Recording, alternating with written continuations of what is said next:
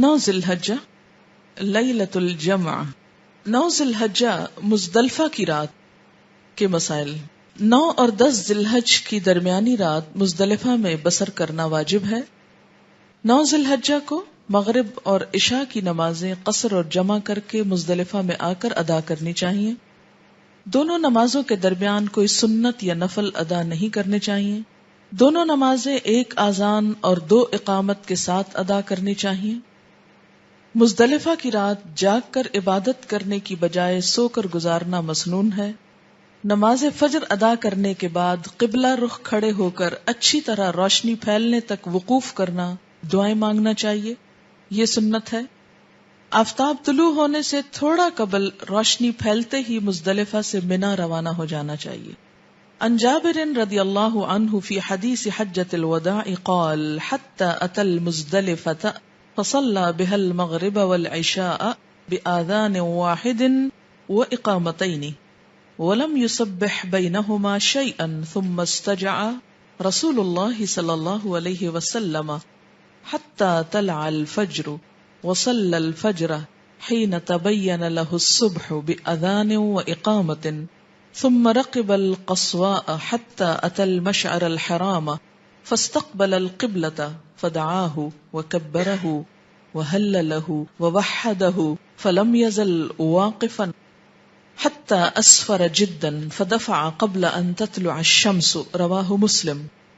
حضرت جابر بن عبداللہ رضی اللہ تعالی عنہ حجۃ الوداع والی حدیث میں بیان فرماتے ہیں کہ مزدلفہ آ کر آپ صلی اللہ علیہ وسلم نے مغرب اور عشاء کی نمازیں ایک اذان اور 2 اقامت کے ساتھ ادا کی.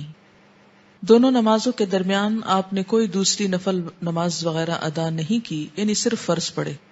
پھر آپ نے طلوع فجر تک آرام فرمایا.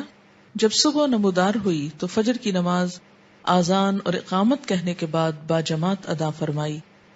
پھر اپنی اونٹنی قصواء پر سوار ہوئے حتیٰ کہ مشعر الحرام تک تشریف لائے. مشعر الحرام سارے کا سارا مزدلفہ کا نام ہے. جہاں آپ صلی اللہ علیہ وسلم نے وقوف کیا تھا وہاں آج کل مسجد ہے. پھر قبلہ رخ ہو کر دعائیں مانگی، تکبیر و تحلیل کی اور اللہ کی وحدانیت بیان کی. پھر آپ صلی اللہ علیہ وسلم سورج طلوع ہونے سے پہلے منا کے لیے روانہ ہو گئے. اسے مسلم نے روایت کیا ہے. بات یہ ہے کہ اس رات کو آپ کیوں سوئے؟ حالانکہ بعض لوگ یہ لکھتے ہیں کہ بہت برکت والی رات ہے، سوتے میں نہ گزاریں، دعائیں کریں. لیکن اگر غور کیا جائے اور تجربہ کیا جائے تو میں سمجھتی ہوں کہ یہاں سونا اگلی عبادات کے لیے اور اگلے دنوں کے لیے تیار کر دیتا ہے. ورنہ بہت سے لوگ اس رات میں عبادت کر کے خود کو تھکا کے بیمار پڑ جاتے ہیں اور اگلے دن پھر بہت بری طرح ایگزاسٹ ہو جاتے ہیں.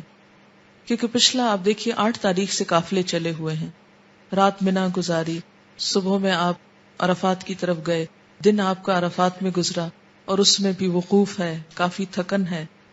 پھر مغرب ہوتے ہی آپ وہاں سے چلے مزدلفہ آئے اور یہاں آ کر 2 نمازیں پڑھی. حقیقت میں انسان اتنا تھک چکا ہوتا ہے کہ اگر پچھلے مناسک اس نے صحیح ادا کیے ہیں تو یہ رات سونے کی ضرورت ہے. اور جب اس میں انسان سو جاتا ہے اور سنت سمجھ کر سو جاتا ہے تو پھر اگلے دن صبح کے وقت جو 1 گھنٹے 1.5 کی تسبیحات ہیں کھڑے ہو کر پھر فجر کے بعد وہ ادا کر سکتا ہے، وہ سنت ہے. پھر اس کے بعد دوبارہ منا آنا ہوتا ہے اور یہ دن حج کا مصروف ترین دن ہوتا ہے، جس میں قربانی بھی کرنا ہے، جس میں رمی کرنا ہے، جس میں بال کٹانا ہے. پھر وقت ملے تو مسجد حرام جا کر طواف حج کرنا ہے. اگر کوئی شخص پچھلی پوری رات جاگا ہوا ہو تو وہ صبح کے وقت میں ہی عموماً یہ سارے کام ہوتے ہیں، تو اس کے لیے وہ وقت پھر سونے میں گزرے گا یا شدید تھکاوٹ میں، تو ان مناسک کی ادائیگی صحیح طور پر نہ ہو سکے گی. اس لیے آپ صلی اللہ علیہ وسلم کا ہر کام حکمت پر مبنی ہے، کیونکہ یہ ایک طرح سے وسط آ جاتا ہے حج کا. کچھ کام پہلے ہوئے، کچھ اس کے بعد ہوں گے.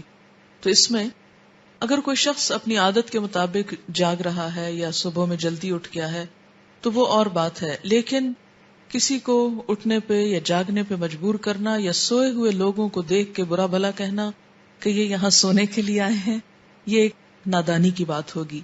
امام غزالی کے بارے میں آتا ہے کہ ایک دفعہ وہ اپنے والد کے ساتھ کہیں سفر کر رہے تھے تو راستے میں باپ اٹھے، انہوں نے بیٹے کو اٹھایا اور تہجد پڑھنے لگے. جب تہجد پڑھ چکے تو امام غزالی کہتے ہیں میں نے اپنے والد سے کہا کہ ابا جان، یہ لوگ کتنے بدقسمت ہیں کہ اس برکت کے وقت میں سوئے ہوئے ہیں. تو انہوں نے کہا اس سے بہتر تھا کہ تم بھی نہ اٹھتے، اس لیے کہ یہ اٹھے نہیں لیکن انہوں نے کسی کی غیبت نہیں کی، کسی کو برا بھلا نہیں کہا. تم نے تہجد پڑھے اور اس کے بعد لوگوں کو برا بھلا کہا تو وہ نیکی تم نے اپنی ضائع کر دی. تو اٹھنے کی تکلیف بے وجہ میں کی. اور اگر یہ بہت بڑی حقیقت ہے کہ بسا اوقات ہم نیک کام کرتے ہیں لیکن اپنی نیکی کا ایسا تکبر کر بیٹھتے ہیں اور دوسروں کو حقیر سمجھنے لگتے ہیں اور دوسروں کو بلا وجہ لک ڈاؤن کرتے ہیں، جس کی وجہ سے اپنی عبادت بھی گنوا بیٹھتے ہیں. اگر اللہ توفیق دے کبھی اچھا بننے کی تو بن جائیے، لیکن جو ابھی تک نہیں، جن کو توفیق ہوئی تو ان کو حقیر نہ سمجھیے. اور اسی طرح اگر آپ کو سنت کا علم نہیں اور کوئی شخص شوق میں، کیونکہ سب لوگ پڑھ لکھ کے تھوڑی جاتے ہیں، اور بسا اوقات ایسی کتابیں پڑھتے ہیں کہ جن میں ایسی خود ساختہ بہت سی باتیں لکھی ہوتی، اور ان باتوں میں اس رات کا جاگنا بھی کئی جگہ پر لکھا ہوا ملتا ہے. اور وہ کہاں سے کہ چونکہ حج کی راتیں ہیں، ایک بہترین جگہ ہے، لہٰذا جاگنا ہی اچھا ہوگا، عبادت ہی اچھی ہوگی. اب دیکھیے کہ عبادت اصل میں اللہ کی اطاعت کا نام ہے، خود عقل سے چیزیں گھڑ لینے کا نام نہیں ہے. عبادت کیا ہے؟ اطاعت. وہ رب کہتا ہے کھڑے ہو جاؤ، کھڑے ہو گئے، بیٹھ جاؤ، بیٹھ گئے. اور مثلا نماز میں سجدے کی بڑی فضیلت ہے. کوئی شخص یہ کہے کہ جی سجدے کی چونکہ فضیلت ہے اس لیے صرف سجدہ ہی ہونا چاہیے، قیام کیا کرنا؟ تو جب تک آپ قیام نہیں کریں گے آپ کا سجدہ بھی فائدہ مند نہیں. اس لیے دین میں بہت زیادہ عقل سے کام نہیں لینا چاہیے، خصوصاً ریچولز میں. جو کہا کرنے کو خذوا عنی مناسککم، بس کرتے جائیں آنکھیں بند کر کے، یہی عبادت ہے. پھر اس کے بعد اگر کوئی شخص مزدلفہ میں رات بسر نہ کر سکے تو اسے جانور کی قربانی دینا چاہیے، دم، کیونکہ یہ مسنون عبادت ہے یہاں رکنا.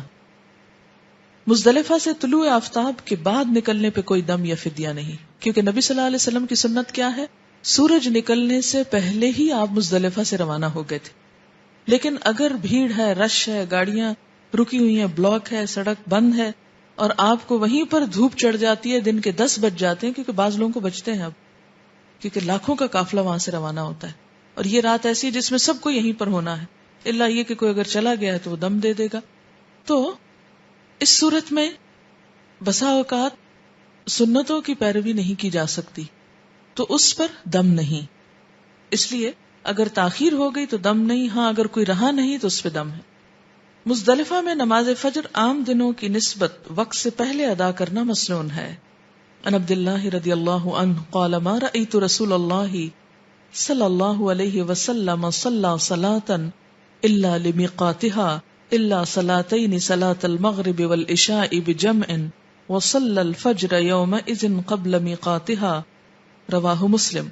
حضرت عبداللہ فرماتے ہیں کہ میں نے رسول اللہ صلی اللہ علیہ وسلم کو ہمیشہ وقت پر نمازیں پڑھتے دیکھا سوائے 2 نمازوں کے، مزدلفہ میں مغرب اور عشاء کی نماز جمع کر کے، یعنی مغرب کی نماز تاخیر سے ادا کی اور اس دن نماز فجر آپ صلی اللہ علیہ وسلم نے وقت سے پہلے ادا فرمائی. اسے مسلم نے روایت کیا ہے.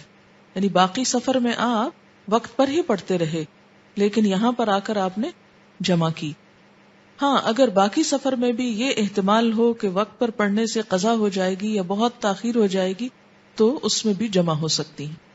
جس شخص نے نماز فجر مزدلفہ میں پالی اس کا وقوف مزدلفہ درست ہوگا، اس پر کوئی فدیہ ہے نہ دم. یعنی اگر کوئی ساری رات نہیں رہ سکا لیکن فجر کی نماز اس نے یعنی مغرب عشاء پڑھی وہاں اور پھر فجر وہاں پڑھ لی اور باقی وقت باہر کہیں تھا کسی ضرورت کے تحت، مثلاً بعض اوقات گھر والے بیمار پڑ جاتے ہیں، ہاسپٹل میں ہوتے ہیں، تو انسان ان لے جانے میں لانے میں بسا اوقات کوئی ایکسیڈنٹ ہو جاتے ہیں راستے میں، تو بہت سارے لوگ ایک جگہ سٹک ہو گئے، وہ مزدلفہ تک پہنچ نہیں سکے. تو ایسی صورت میں اگر کوئی فجر کی نماز کے وقت بھی آ کے شامل ہو گیا ہے تو اس کا بھی وقوف مزدلفہ ہو گیا، اب اس پر دم نہ ہوگا نہ کوئی فدیہ. ان عروۃ ابن مدرس ابن اوس ابن حارثۃ ابن لأم الطائی قال اتیت رسول اللہ صلی اللہ علیہ وسلم بالمزدلفہ حین خرج الى الصلاة فقلت یا رسول اللہ انی جئت من جبلی طی اکللت راحلتی واتعبت نفسی واللہ ما ترکت من جبل إلا وقفت عليه فهل لي من حج؟ فقال رسول الله صلى الله عليه وسلم من شهد صلاتنا هذه ووقف معنا حتى ندفع وقد وقف بعرفة قبل ذلك ليلا أو نهارا فقد أتم حجه وقضى تفثه رواہ الترمذی۔ حضرت عروہ بن مدرس بن اوس بن حارثہ بن لامتائی کہتے ہیں میں مزدلفہ میں رسول اللہ صلی اللہ علیہ وسلم کی خدمت میں حاضر ہوا۔ اس وقت آپ صلی اللہ علیہ وسلم نماز کے لیے تشریف لائے۔ میں نے عرض کیا یا رسول اللہ صلی اللہ علیہ وسلم میں قبیلہ طے کے پہاڑوں سے آیا ہوں، میں نے اپنی اونٹنی کو خوب دوڑایا اور خود کو بھی خوب تھکایا، یعنی جلدی پہنچوں، اور اللہ کی قسم میں نے راستے میں کوئی پہاڑ ایسا نہیں چھوڑا جس پر عرفات کے تصور سے وقوف نہ کیا ہو، کیا میرا حج ہے یا نہیں؟ آپ صلی اللہ علیہ وسلم نے ارشاد فرمایا جو شخص مزدلفہ میں ہماری اس نماز فجر میں حاضر ہوا اور ہمارے ساتھ وقوف مزدلفہ کر لیا یہاں تک کہ منا کو روانہ ہوا اور اس سے پہلے وقوف عرفہ بھی کر چکا ہو، خواہ رات کے وقت یا دن کے وقت اس کا حج ہو گیا اور میل کچیل دور ہو گیا، یعنی گناہ دور ہو گئے۔ تو اس سے کیا پتہ چلتا ہے کہ جو شخص دیر سے دیر میں بھی آئے، کسی وجہ سے تاخیر ہو جائے، لیکن عرفات میں وقوف کر لے، چاہے مغرب کے بعد ہی کیوں نہ ہو، اور اس کے بعد مزدلفہ میں فجر میں شریک ہو جائے تو اس کا حج ہو گیا۔ اگر کوئی شخص نماز عشاء کے وقت آدھی رات تک کسی وجہ سے مزدلفہ نہ پہنچ سکے تو اسے نماز مغرب اور نماز عشاء دونوں جمع اور قصر کر کے مزدلفہ سے باہر جہاں کہیں ہو وہیں ادا کر لینی چاہیے اور بعد میں مزدلفہ پہنچ جانا چاہیے۔ مزدلفہ کا سارا میدان موقف وقوف کی جگہ ہے۔ ہر حاجی اپنی اپنی قیامگاہ پر کھڑے ہو کر دعائیں مانگ سکتا ہے، لیکن مشعر الحرام پہاڑی کے دامن میں جہاں آج کل مسجد ہے، کھڑے ہو کر دعائیں مانگنا افضل ہے۔ مزدلفہ میں کھڑے ہو کر دعائیں مانگنے کے لیے قبلہ رو ہونا اور ہاتھ اٹھانا مسنون ہے۔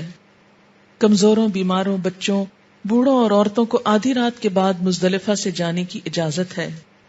ان عائشہ رضی اللہ عنہا قالت كانت سودة امرأة ضخمة ثبتة فاستأذنت رسول اللہ صلی اللہ علیہ وسلم ان تفید من جمع بلیل فأذن لها رواہ مسلم۔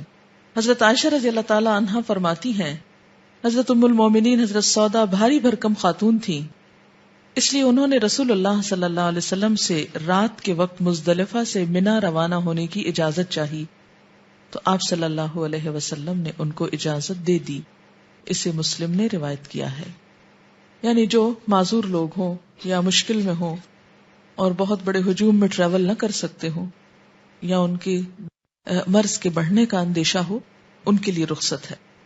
مزدلفہ سے سکون اور وقار کے ساتھ منا آنا چاہیے، لیکن وادی محصر سے تیزی کے ساتھ گزرنا چاہیے۔ آپ کو معلوم ہے وادی محصر کیا جگہ ہے؟ کیا ہوا تھا یہاں؟ اصحاب الفیل تباہ ہوئے تھے۔ جی۔ عن جابر رضی اللہ عنہ ان النبی صلی اللہ علیہ وسلم اودع فی وادی محصر وزاد فیہ بشر وافاد من جمع وعلیہ السکینۃ وامرہم بالسکینہ رواہ الترمذی۔ حضرت جابر رضی اللہ تعالی عنہ سے روایت ہے کہ نبی اکرم صلی اللہ علیہ وسلم مزدلفہ سے منا آتے ہوئے وادی محصر سے تیزی سے گزرے۔ راوی بشر نے اس میں اضافہ کیا ہے کہ نبی اکرم صلی اللہ علیہ وسلم مزدلفہ سے سکون اور سنجیدگی کے ساتھ لوٹے اور لوگوں کو بھی سکون اور سنجیدگی سے چلنے کا حکم دیا۔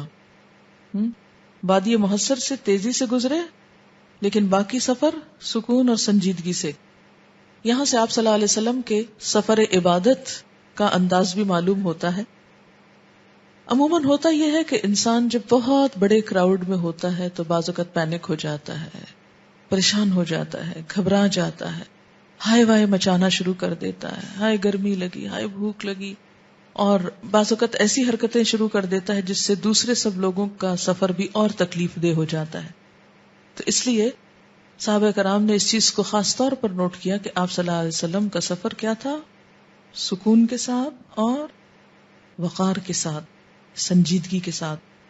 مزدلفہ سے منا آتے ہوئے تلبیہ کہنا مسنون ہے۔ عن الفضل بن عباس رضی اللہ عنہما انہ کان ردیف النبی صلی اللہ علیہ وسلم فلم یزل یلبی حتی رمی الجمرۃ رواہ النسائی۔ حضرت فضل بن عباس رضی اللہ تعالی عنہ مزدلفہ سے منا آتے ہوئے نبی اکرم صلی اللہ علیہ وسلم کے پیچھے سوار تھے. ان کا بیان ہے کہ آپ صلی اللہ علیہ وسلم جمرہ عقبہ کو رمی کرنے تک تلبیہ کہتے رہے. جمرہ عقبہ کہاں ہے؟ منا میں. 3 جمرات ہیں نا، تو ان میں سے ایک کا نام ہے عقبہ، کا مطلب تو پیچھے والا. اب یہ کہ اس وقت تک تلبیہ کہنا ہے. وقوف مزدلفہ کے بعد منا روانہ ہونے سے پہلے صرف جمرہ عقبہ کی رمی کے لیے مزدلفہ سے 7 کنکریاں چننا مستحب ہے، واجب نہیں. ٹھیک، اس سے کیا پتہ چلتا ہے کہ پہلے دن کی کنکریاں مزدلفہ سے چنی جا سکتی ہیں، مستحب ہے، ضروری نہیں، لازم نہیں. اگر کوئی نہ چن سکے تو نہ صحیح.